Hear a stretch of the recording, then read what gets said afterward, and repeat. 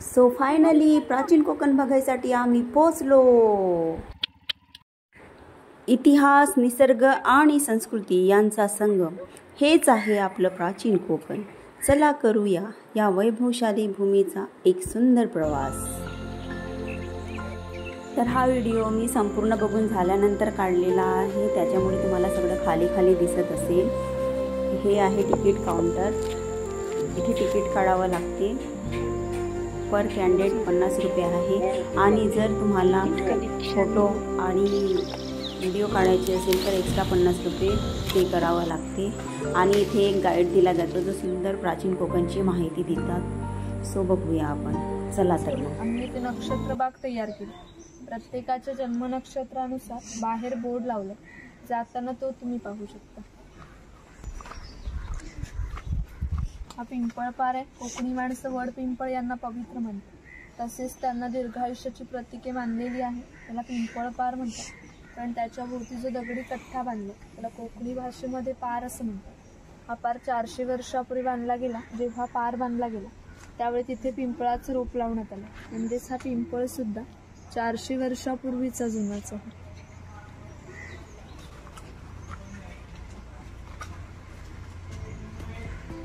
हा शिलालेख आहे। या शिलालेखावर लिहिलेली कविता कवी माधव यांनी 100 वर्षापूर्वी चिपळूण येथे झालेल्या पहिल्या कोकण मराठी साहित्य संमेलनाचे प्रतीक आहे। गुहेच्या अलीकडे आहे वर्तमान, गुहेच्या पलीकडे 500 वर्षापूर्वीचा भूत गुहेतून येताना वाटतो।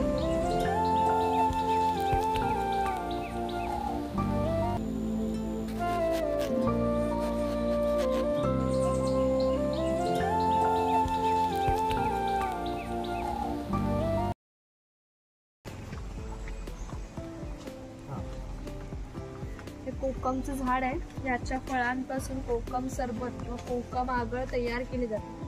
त्यांच्या बियांपासून तेल तयार केले जाते व त्याचा उपयोग कैलास जीवनसारख्या क्रीम मध्ये केला जातो। इकडे अजगराचा स्टॅच्यू दाखवला। हे भगवान परशुराम आहे। आपल्या पुराणात उल्लेख आहे की 1000 वर्षांपूर्वी भगवान परशुराम होते। त्यांनी सर्व पृथ्वी जिंकून घेतली व जिंकून घेतलेली सर्व पृथ्वी त्यांनी दान केली। दान केलेली कोणतीही गोष्ट आपण स्वतःसाठी वापरत नाही, परंतु त्यांना राहण्यासाठी भूमी आवश्यक होती। आपण ज्या ठिकाणी उभे आहोत त्या ठिकाणी हजारो वर्षापूर्वी समुद्र होता। त्याच्याशी त्यांनी युद्ध केले व त्याला 40 ते 50 किलोमीटर पाठीमागे ढकलले व निर्मिती केली, म्हणून या कोकण प्रदेशाला परशुरामांची भूमी असेल। इथे वाघ व वाघाची गुहा दाखवले, इकडे गाव शिखर दाखवले। मंदिर पूर्वी धार्मिक संस्था गाव नियंत्रित करत असत। गावातील गावकरी एकत्र येत असत। गावातील 2 व्यक्तींची भांडणे झाली तर सगळा गाव एकत्र येऊन गाव प्रमुख त्यांच्या समोर न्यायदान करत असत। आणखीन एक महत्वाचं वैशिष्ट्य म्हणजे जगभर अशी प्रथा आहे की प्रत्येक जाती धर्माचे लोक आपापल्या देवांकडे जातात आणि देवाचे दर्शन घेतात। आपण कोकणी माणसं सुद्धा वर्षभर देवळात जाऊन देवाचे दर्शन घेतो, पण ज्यावेळी आपल्याकडे शिमग्याचा सण येतो तेव्हा हा देव या पालखीमध्ये बसून प्रत्येकाच्या घरोघरी नेला जातो। म्हणजेच कोकणी माणूस आणि देव यांचं नाते इतक्या जवळचं आहे की आमचे एकमेकांकडे जाणीव नसते। या देवीचं नाव आहे वाघजाई। हे नाव जाणीवपूर्वक ठेवलंय। असं म्हणतात की ज्या निसर्गात वाघ आहे तो निसर्ग समृद्ध असतो। 500 वर्षापूर्वीचा निसर्ग समृद्ध होता, त्याला आमच्या भावविश्वामध्ये देवत्वाचं स्थान।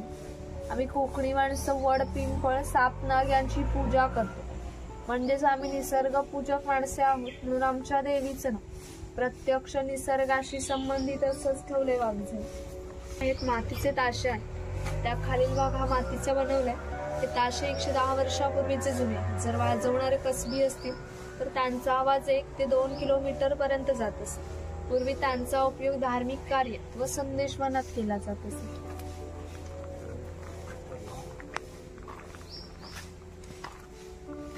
चव्हाटा देव आहे। असं म्हणतात की कोकणात भरपूर भूत असतात, पण कोकणवासियांची श्रद्धा आहे की हा देव त्यांच्यावर नियंत्रण ठेवतो। शिमग्याच्या वेळी या देवाला गाराणे घातले जाते, तसेच पशुबळी सुद्धा दिले जातात। इकडे वीरगळ दाखवले, वीर प्राप्ती लोकांचे प्रतीक।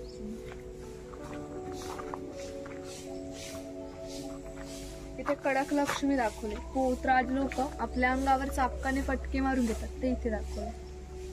पण त्यांच्या घरा लागून जाते. एवढी छोटी उडी घेऊन हे लोक 8 ते 10 तास खोलवर समुद्रामध्ये मासेमारी करतात. कधी कधी समुद्राच्या उसळणाऱ्या लाटा त्या त्यांच्या उडीपेक्षा मोठ्या असतात, तरी हे लोक कुशलतेने उडी बंधवतात व पहाटेच्या वेळी घरी करतात.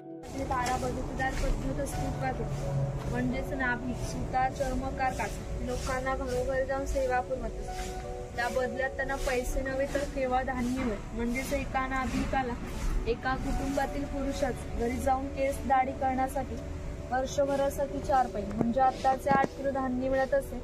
एवढा अल्प मोबदल्यात ही लोक समाजाची सेवा करत असत. आमच्या नाभिकाविषयी आणखी थोडं मजेशीर वर्णन आमच्या लोकसाहित्यामध्ये आढळतं.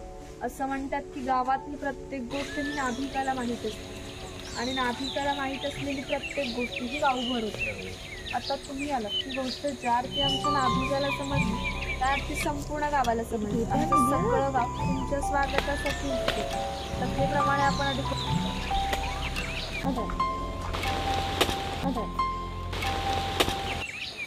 कोकणची आणखी गोष्ट अजून बाकी आहे.